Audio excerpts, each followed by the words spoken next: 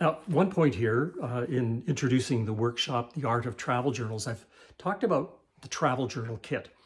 And when you join into the Art of Travel Journals, the workshop, one of the things that I'm going to be sending along to you is this is an ebook that I did on just on that travel journal kit. And very simply, the essential travel journal kit, what needs to be in your travel journal kit and why. And there are some reasons why you want certain things in your travel journal kit. You want a metal pencil sharpener, for example. And there's a very good reason for having that metal pencil sharpener. But the pages here, and I know it's an ebook, and it kind of defeats the purpose of me printing it out, doesn't it?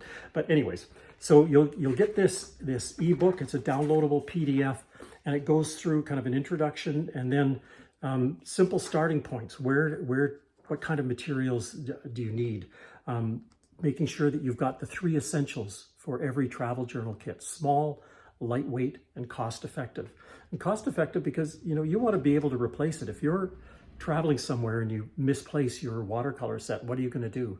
And if it's a $150 travel watercolor set, you're going to really kind of regret it. So again, being cost-effective is useful, and all kinds of tips and tricks all the way through this as well. So this is one of the ebooks that I'll be sending along to you, a section on the journal itself and how do you pick a journal to take with you.